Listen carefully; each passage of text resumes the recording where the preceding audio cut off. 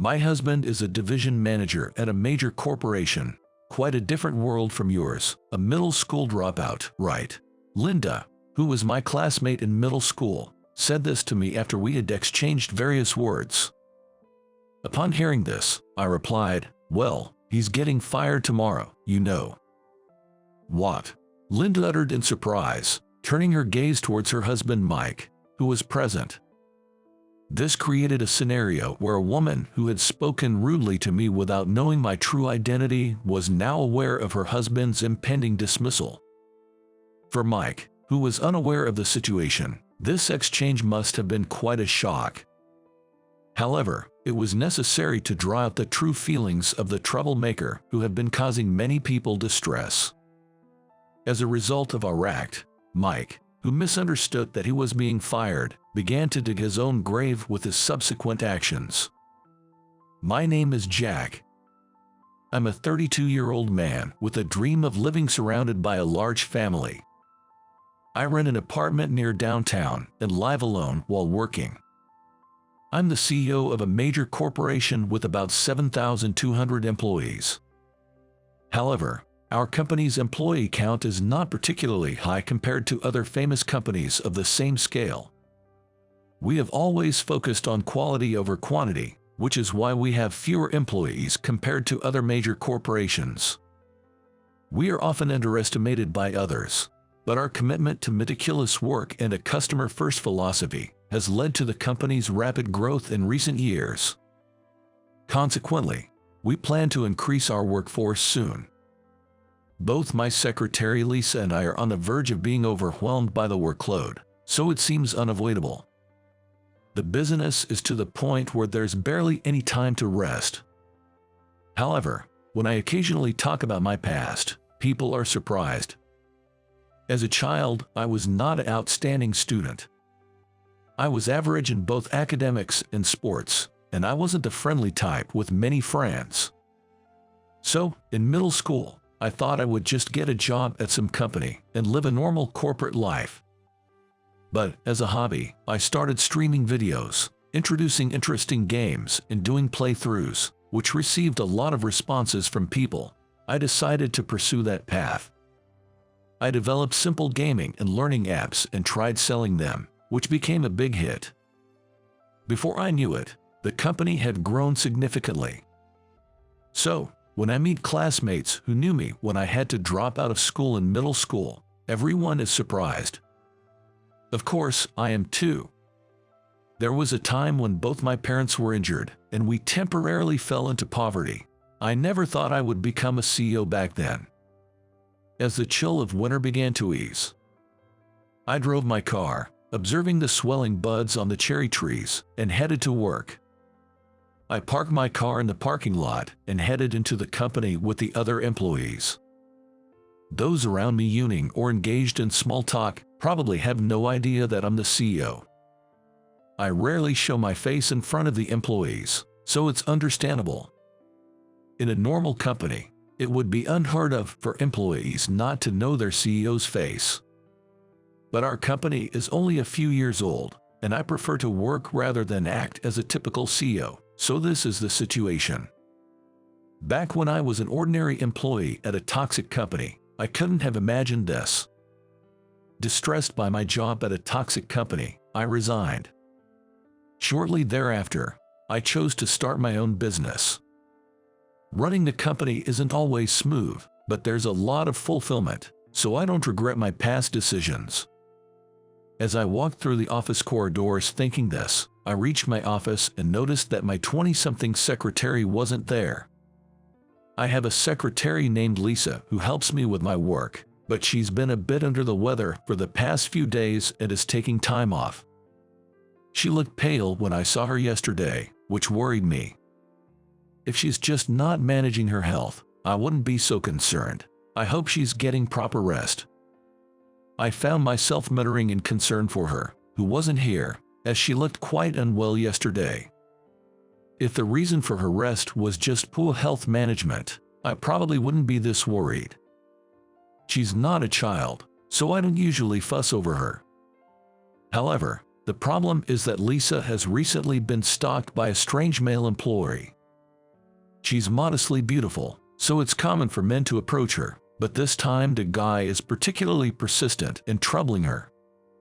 Apparently, he always approaches her when she leaves work, follows her around, and has even sent expensive brand items to her home after figuring out where she lives. She's been a great help to me in various ways, so I want to do something for her. However, as the CEO, I can't just focus on that. Thinking about today's schedule, I decided to start working at the desk in the center of the room. I began organizing some documents and writing on those that needed filling out, but within a few minutes, my cell phone started ringing. Just as I was getting focused, this interruption came. I made a grim face and looked at the phone screen. The caller was a man of my age. He works in the sales department of a major corporate client, but lately, he's been calling me frequently, which is troubling. Again, unlike your company, I don't have time to waste, you know. Don't be so stiff. I'm your friend, right? This man, Ethan, on the phone, was my middle school classmate. I became friends with him, who was a delinquent back then, after I lectured him, and he oddly found me to be a reliable guy. Since then, we've continued this relationship, though he's a bit lax when it comes to company rules. Ethan's company manufactures gaming hardware and is a major company known to many. However, he's loved by people of all ages at his company and often makes these personal calls. I know I should lecture him properly at some point, but it seems he has a clear purpose today. Ethan, a big and friendly guy, is liked by everyone, but he has a habit of repeating the same story endlessly when he has a serious problem. So it's obvious. By the way, about the old lady in the neighborhood, the topic he brought up is one I've heard several times, so I already know the punchline. The old lady got a bad back and couldn't walk, so you carried her home on your back, and you were almost late for work, right? That's right. How did you know? I've heard the same story 5 times now. You must be mentally prepared by now. If you have a problem, just spit it out. Expressing my irritation, I spoke sharply, and he fell silent within a. After a moment, Ethan seemed ready and started talking about his problem. Apparently, he's having a tough time with a new supervisor at his workplace. This supervisor constantly belittles Ethan for being physically skilled but intellectually lacking and for being inferior to others because he's a middle school dropout. Ethan added that since he mentioned his educational background during his introduction, the supervisor's attitude has worsened. It seems the insults aren't just about Ethan. The supervisor also belittles his family, saying things like his parents must be worthless for raising a failure, and he'd like to see what kind of upbringing they gave. That's tough. Being a middle school dropout myself, I've experienced similar insults, but in Ethan's case, it's pretty severe. Those words could have broken a weaker person. I used to be a delinquent, so I think it's my fault I couldn't pursue further education. I've come to terms with it. But when it comes to my parents, I can't tolerate it, and I hate it. Got it. Let's meet at our usual pub tonight. I'll listen to the details there. I'll be waiting with beer and snacks like always. Thanks. Honestly, I'm quite busy with work, but this is for a friend. I'll have to work through my break to make time. That day, after somehow finishing my work, I headed to the usual pub. In the chilly night air, I opened the door and entered the establishment. Hey, over here. Looking around inside, I spotted Ethan. He was waving at me from a corner table. Thanks for coming. As I said on the phone, I've ordered food and drinks for us. Approaching him, I saw several empty beer mugs on the table. Tonight's on me, so eat and drink whatever you like. Of course, my time as a CEO isn't cheap, you know. Yeah, I know. We bantered lightly and started with a beer. Savoring the beer, I looked at Ethan. Ethan is straightforward, or simple, depending on how you look at it. Spending time talking with him is always comfortable because it doesn't require pondering complex matters. But I wasn't here just for small talk today, so I focused and stared at him intently. He seemed usual, but I could sense a hint of tension. "So, what's this about? You wanted to discuss something with me, right?" With that, I carefully observed his expressions and reactions as the conversation progressed. "Well, actually," Ethan began, scratching his head and looking troubled. The harassing supervisor Ethan was dealing with was a man in his 30s named Mike, who had a wife named Linda. I was surprised to learn this because I also knew Linda. "He's married, huh?" I remembered her well from our school days when she often interfered with conversations I had with Ethan. She came from a wealthy family, always dressed in brand-name clothes, and was a woman of model-like appearance. Mike, her husband, seemed to be using his wife's wealth, wearing brand-name clothes, shoes, and watches. Not only does he target people with lower educational backgrounds, but he also goes after those he perceives as poor. It's tough. Ethan is mentally strong, so he seems okay for now, but such workplace occurrences are definitely not good. The real problem seemed to be with the other employees.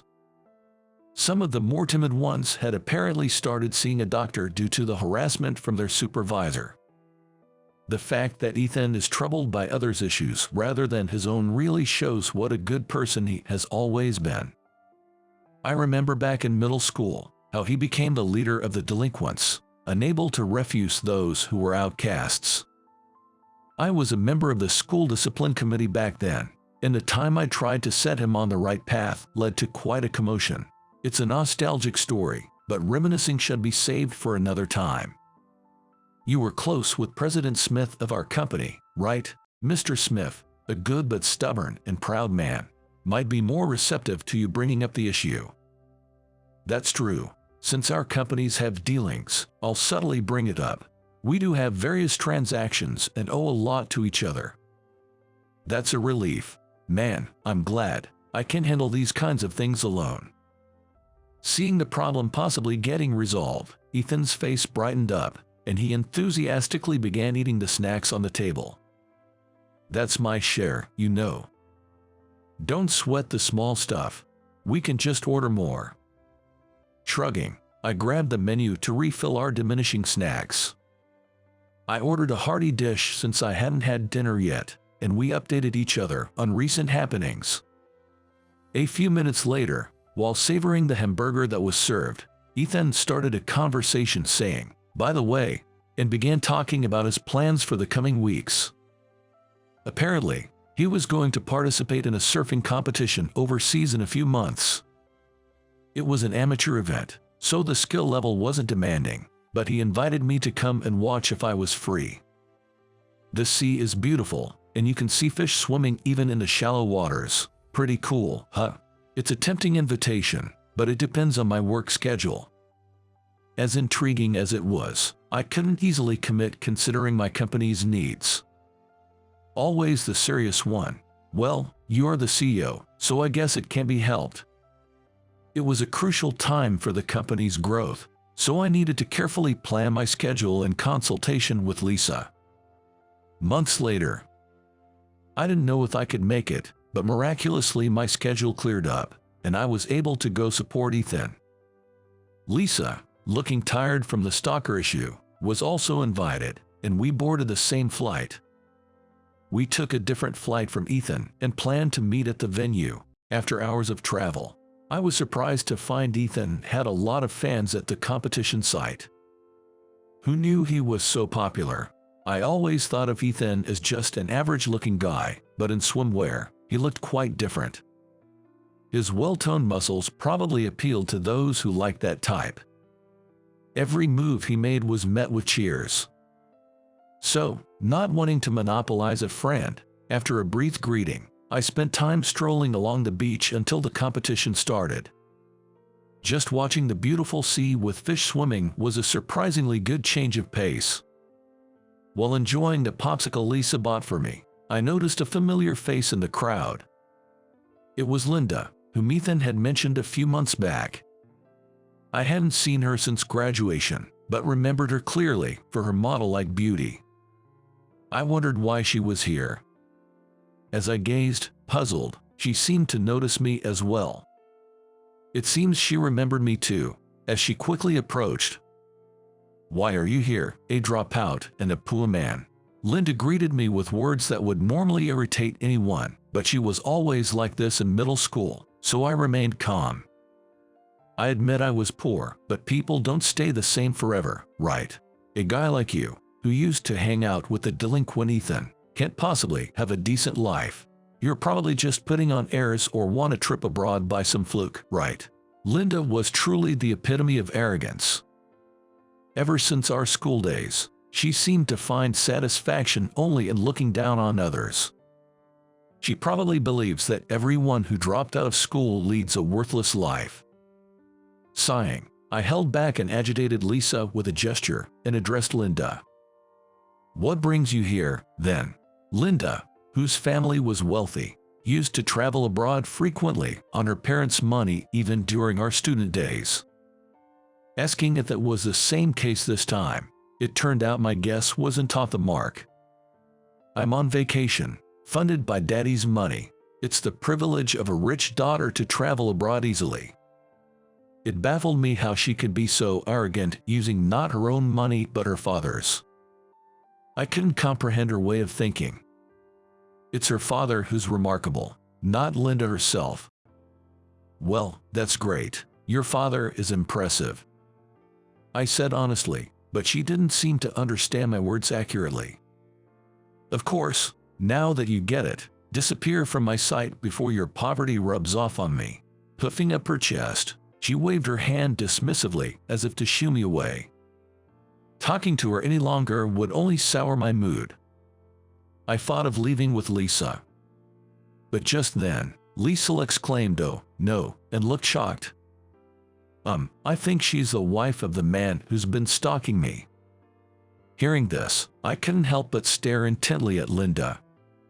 Normally, such a stare might anger her, but it seemed Linda had something more pressing on her mind. She glared at Lisa with a fierce expression. "What's with this woman? Don't say such rude things just because you're a bit cute. My husband would never approach another woman. No, I'm sure." He showed me a photo of his wife. There was no doubt about whose words to believe. I stepped forward to shield Lisa from Linda. "Your husband seems to be causing trouble for my Lisa. Do you have any idea about this?" "I already told you, no. I don't have anything to talk about with someone like you, at the bottom of the social ladder." Linda, angered, started to walk away. I knew I had to be careful not to jump to conclusions. Although long talks with Linda tend to become confrontational, it's essential to confirm facts before acting. "Okay, show me a photo of your husband. If it's a misunderstanding, I'll apologize properly and do anything you say." So I deliberately humbled myself. Doing anything she said seemed to appeal to her. Reluctantly, but complying, she showed me the phone screen. "I can't believe I have to do this. Here, this is my husband." I thought it odd how she referred to her own husband, but ignored it to avoid complicating things. Lisa confirmed with a nod, "That's the man who's been stalking me." "What? You have a grudge against my husband? Trying to defame him? Handing around dropouts? You must be no good either. Don't get too carried away, or I'll write bad things about you on social media and make your life hell." Considering the extreme things Linda started saying, I remembered the stalker's characteristics Lisa had described. I began listing them to Linda. "Does your husband have a habit of dropping his gaze before he starts stalking?" "What? Yes. But how do you know that? And when he wipes sweat, he first checks if his handkerchief is clean, right?" "That's true." But, although Linda didn't explicitly affirm it, her reactions made it clear I wasn't off the mark. After listing about 3 more characteristics that only someone close would know, she collapsed to the ground. "No way, I don't believe it. My husband."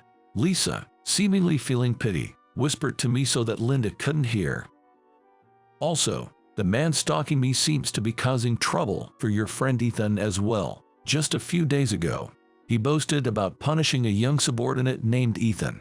Lisa, emotionally drained from everything, knew Ethan was my friend but had forgotten to report this to me. I never imagined that the dots would connect like this. But in a way, it was fortunate that everything was coming to light here. I extended a hand to the collapsed Linda. If you have even a shred of conscience, can you help us out? What do you want me to do?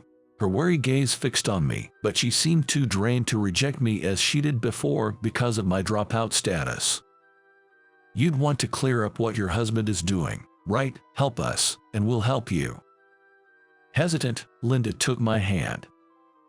Her arrogance aside, she seemed to genuinely love her husband. So she wanted to clarify the situation. I wasn't keen on cooperating with her due to our past, but it was necessary now. Her presence would be vital for what was to come. Linda and Mike were apparently on separate activities at the time. Mike was touring tourist spots, and they were supposed to meet up after the surfing competition. We quickly started devising a plan to uncover the truth before then. Mike appears to be quite capable at his job and is known to be a sharp individual. Additionally, he's the type to be on high alert, so there's a chance he would evade a straightforward conversation. Therefore, we needed to approach him in an unexpected manner. While brainstorming, a call came through on my phone.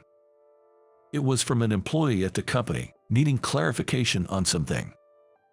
Mr. Anderson, I'm a bit confused about something. Can I ask you about it, since I can't reach anyone else? It's about when you helped us with our work. That matter. I had once helped with regular employee tasks due to a staffing shortage, and they wanted to clarify something about that. After answering a few questions and hanging up, I noticed Linda staring at me. You were talking so authoritatively, like you're some company president. It's not like I actually am. Linda looked skeptical, but Lisa's nod confirmed it, leaving her speechless. Then Linda bombarded Lisa with questions about the company's name, size, and employee count. After hearing the answers, Linda seemed to finally accept the truth. You're the president of a large corporation. Want to see my business card? When I showed her my business card, she seemed to finally believe it wasn't a lie. The world is full of unbelievable things. Maybe I should buy a lottery ticket now. Right now, you sound incredibly naive. While I understand the sentiment that good things might follow, her words made her sound unintelligent. My becoming a president was due to my own efforts, not mere chance.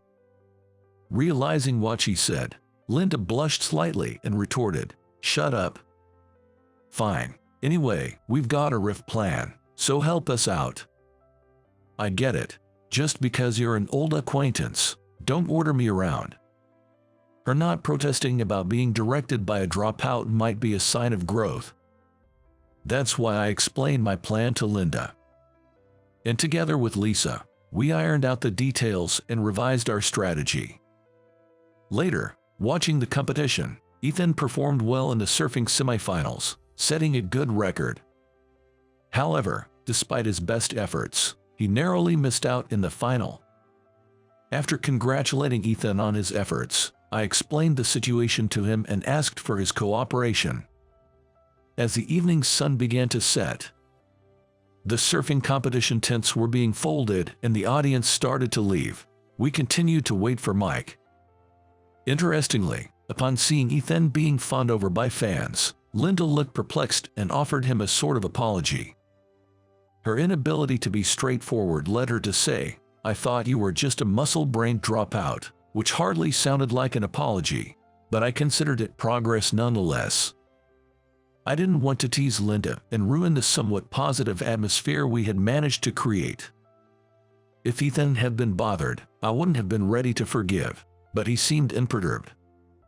"Well, thanks for apologizing," he said, easily forgiving Linda. This lightened the mood among us. Ethan's straightforward and unburdened character was truly a blessing in this situation. While we were exchanging these interactions, Mike arrived. He looked like an ordinary person, but knowing he was the one troubling Ethan and Lisa made me angry. So, I decided to start acting as if I were arguing with Linda. You've always been like this, looking down on people for being dropouts. Of course, dropouts are all at the bottom of humanity. That's what my father always said.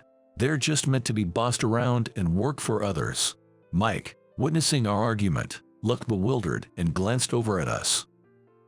That's when Lisa stepped in front of Mike. He seemed surprised to see her, a woman supposed to be back in America, here, abroad. However, he soon had bigger concerns. Lisa spoke with Mike, who then exclaimed loudly, "That man is President Anderson, who deals with my company." As planned, we revealed my identity to make Mike anxious.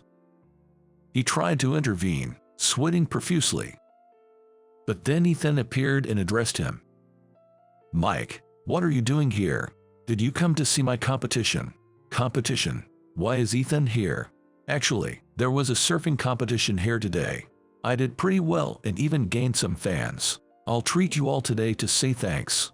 Mike seemed quite confused as he listened to Ethan's rapid-fire explanation. Seeing a new side of someone he had looked down upon, he might have thought he was dreaming. Fans for dropout Ethan. Competing. Impossible. His feelings were understandable. Anyone would be overwhelmed in such a situation. However, if he were in a state to make rational judgments, we wouldn't be able to draw out his true intentions. Therefore, we needed to keep him in the state of confusion a while longer. I faced Linda, focusing on our act of arguing.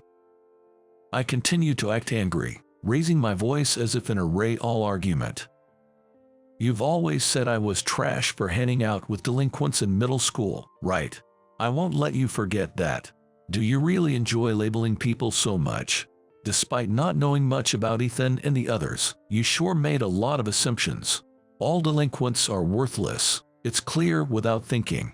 Birds of a feather flock together. Associating with bottom dwellers proves your poor judgment." I was getting heated up, and it was becoming hard to tell if I was acting or speaking my mind. Remembering high school days, I felt my temper rising and knew it was time to cool down. Sensing the right moment, I caught Mike intervening and sent a signal to Linda. "Wait, Linda. That man is President Anderson, with whom we do business. Don't yell like that, Jack. That's so typical of a dropout. My husband has never raised his voice over petty squabbles." Linda, catching my cue, gave a small nod. "My husband is a division manager at a major corporation, quite different from you, a dropout, huh?" Hearing this, I delivered the critical line. "Well, he's getting fired tomorrow, you know." "What?" Linda, of course, was acting, not genuinely shocked. However, Mike, hearing this, was visibly surprised. "What?" The man, Mike, hearing the same words from his wife, seemed frozen, unable to comprehend the situation. Feeling the need to press on, I explained the reasons in rapid succession. "You've been berating your subordinates and exerting excessive pressure on them, it seems. We've already looked into it. Since your company has closed dealings with mine, I'm quite familiar with the internal matters. Your husband is likely to be fired soon. While it's true that we have closed business dealings, I wouldn't normally know about an ordinary employee. But suggesting the possibility was enough for now." "That can't be true, really. It's not a lie. I heard he's been stalking my Lisa, sending her expensive gifts and following her after work. We have evidence, so the police might get involved." Having finished the act, I looked at Linda and Mike. Mike, breaking into a sweat, said nothing and, grabbing Linda's arm, ran off. I don't know what happened to them after that. Despite feeling that we couldn't just leave them be, we ended up losing track of them while following. Even when I tried calling on my cell phone, I couldn't get through, leaving me worried for the rest of the day. But the next day, on our way to the airport with Ethan and Lisa, Linda finally contacted me. Her tearful voice informed me that their discussion hadn't gone well. I've decided to divorce Mike. Linda hadn't revealed that our argument was a ruse, and it seemed she had been written off by her husband. Are you sure? Not telling the truth. He said he never really loved me, that he married me only because of my father's pressure. He thought being with a wealthy girl would be beneficial. Well, I guess I never really saw people for who they are. It's my own fault. Though I never liked Linda much, I couldn't kick someone when they were down. I gripped my phone silently, unable to find the right words. Switching places with me, Ethan seemed to have something he wanted to say. After asking for my permission, he borrowed my cell phone to speak with Linda. Hey, Linda, remember how you used to brag about making fancy cakes in middle school? I remembered it well. It was the day we made cakes in home economics class. Linda brought luxury fruits, truffles, caviar, and other unnecessary ingredients, gaining the attention of other students. That happened, yeah, so what? You ate them in front of us, saying we poor people couldn't afford such things. So, treat us next time. Even Ethan, often considered a muscle brain, must have known that his words were said in sarcasm. However, he brought up that topic deliberately to encourage Linda. All right, I don't know if it'll make amends, but okay, you've always been so positive. Even in middle school, I was probably just jealous and acted out. It seemed even someone like Linda was swayed by Ethan's genuine nature. People like Ethan, who can become friends with others without any ulterior motives or calculations, are rare and valuable. As a CEO, frequently encountering the hidden facets of people makes the task of building new relationships somewhat daunting. Having a friend like Ethan was indeed fortunate. We returned to our home country a bit more lighthearted. Linda started preparing for her divorce. However, it seems Mike continued to linger around Lisa. While he apparently didn't speak to her, his stalking behavior continued. Despite being served with a restraining order by the police, he seemingly hadn't learned his lesson and continued sending gifts.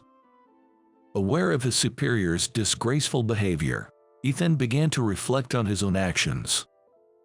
Regretting calling me in violation of company rules, he now restrains himself from doing so. Even fundamentally good people can fall astray when those around them are too lenient. But both Linda and Ethan managed to turn things around.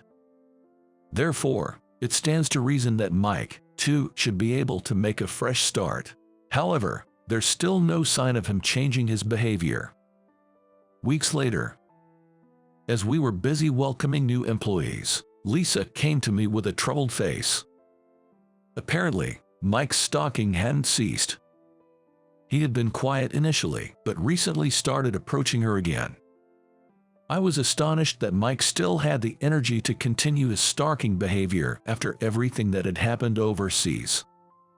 Perhaps he didn't understand the gravity of his situation. Irritated, I told Lisa to contact the police if Mike showed up again.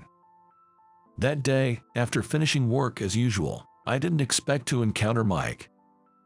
As I was about to escort Lisa to the nearest station for her safety, I spotted him. He was standing behind some trees near our company and started running towards us as we approached. Please, talk to your company about me. It's all a misunderstanding. I need to explain. Lisa looked scared, so I stepped in between them. If I get fired, I'll become a laughingstock. Please, convince Mr. Anderson.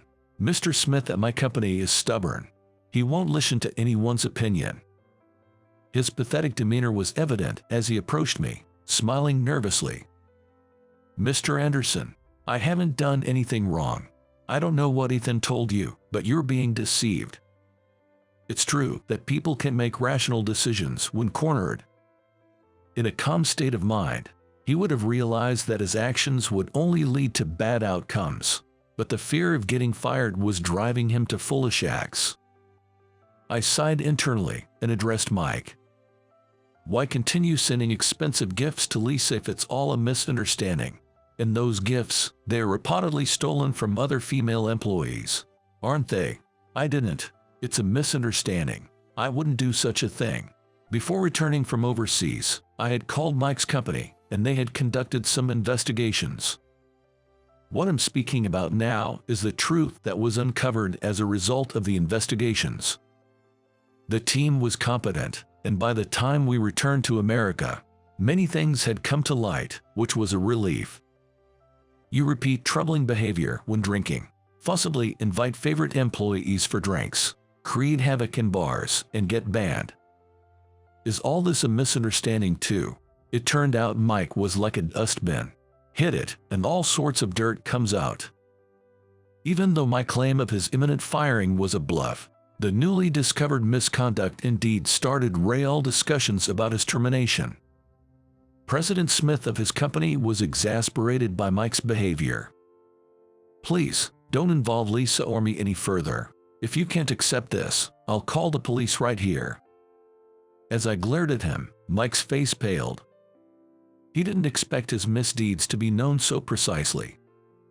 Yet, he kept making excuses, trembling. I haven't done anything wrong.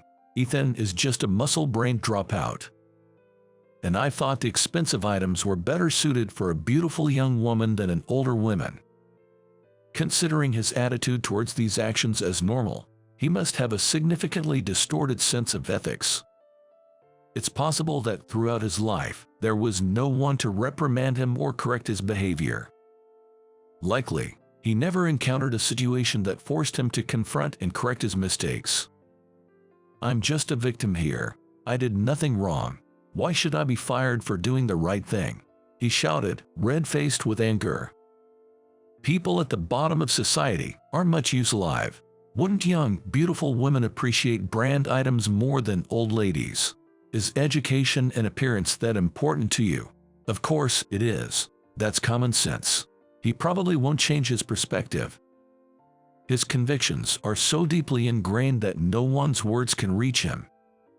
Feeling a sense of emptiness, I urged Lisa to leave and turned our backs on him. Let's go.